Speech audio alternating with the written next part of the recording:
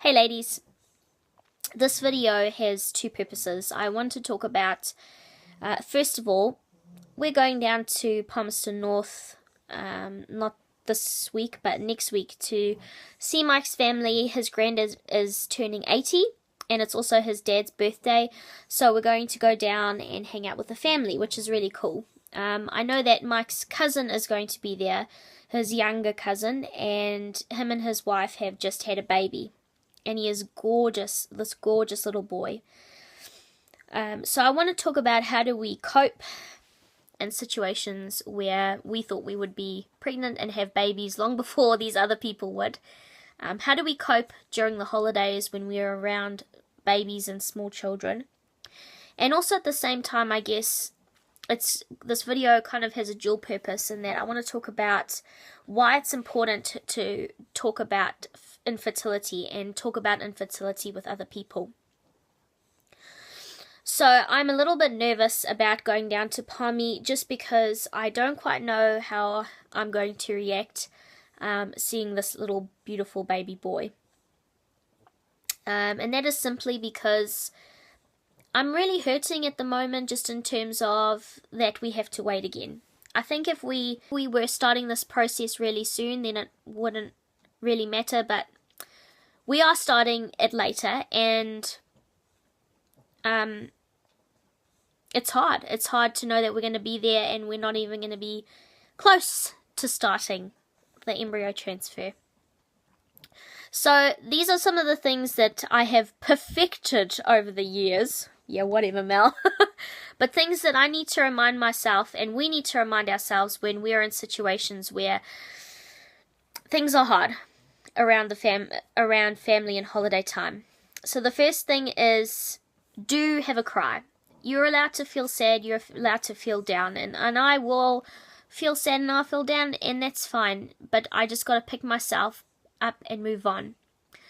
I'd say the thing I would say don't do, and sometimes it might not be easy to not do these things, but don't cry in front of everyone.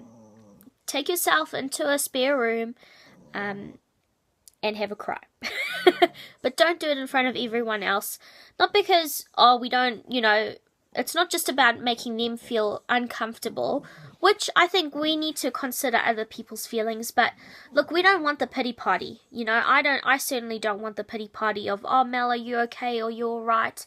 I don't need that all the time. So if you do get emotional, that's okay. That's alright. Just be kind to yourself.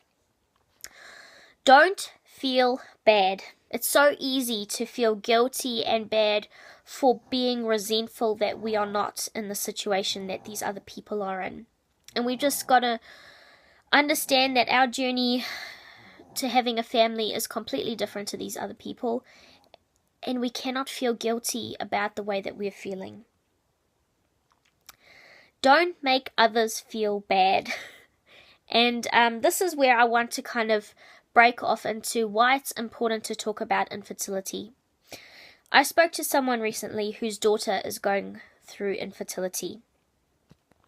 And her daughter is really, really struggling with this. Her younger brother and his wife have just had a baby recently, and she is really annoyed that she's supposed to produce the firstborn grandchild, seeing she's the oldest, and she is just feeling, really average about it all. She doesn't want to hear about her niece. She's just really, really struggling with this.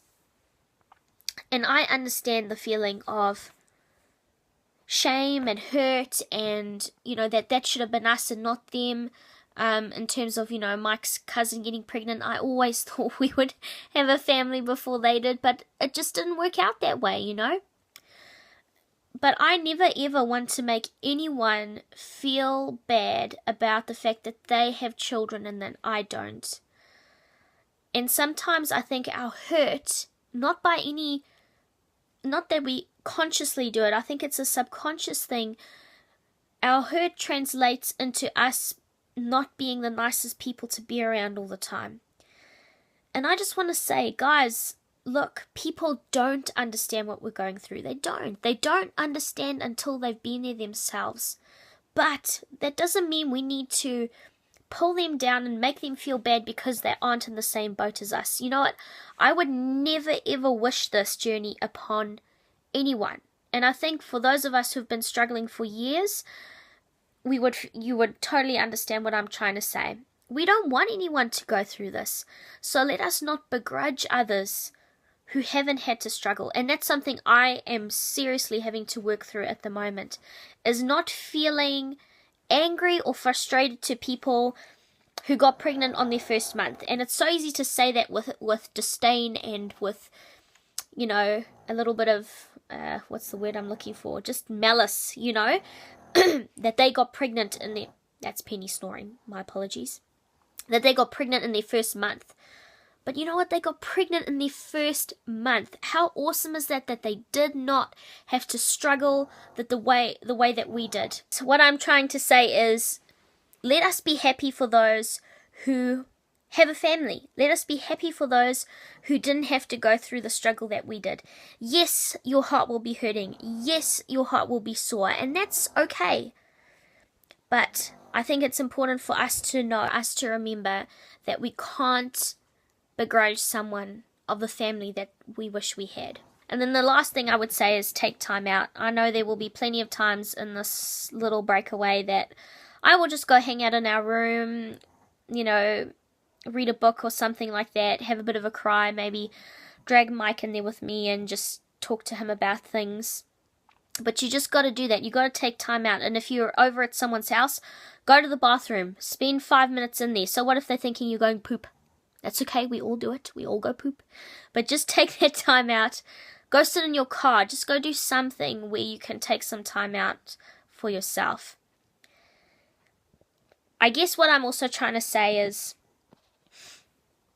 it is important for us to talk about our infertility. There's people that don't know that I'm going through infertility until I talk to them about it. And what I have to say can be so helpful to them. I was able to talk to this mother who was telling me about her daughter who's struggling with infertility and some of the things that I've had to learn and struggles I've had to go through and how my family have supported me. Now, I could have never had that conversation with her unless I was being willing and open to talk about my infertility. Sometimes I feel like as women we don't talk about the tough stuff like miscarriage. We don't talk about having a stillborn. We don't talk about infertility and IVF as often as we should. And what ends up happening is we feel so alone. We feel like there is no help to us, or that we're going through this and no one else has ever gone through what we're going through. And the truth of the matter is, it is all around us. The amount of women I know that have had miscarriages, it's heartbreaking. But at the same time, it reminds me that it's not something that one person goes through alone. It's that multiple people could share into that person's experience and to let them know that they are not alone through it all. And with infertility, I cannot stress enough how much YouTube has helped me to understand that my infertility, I'm not alone in that, and that there's so many other women who go through it.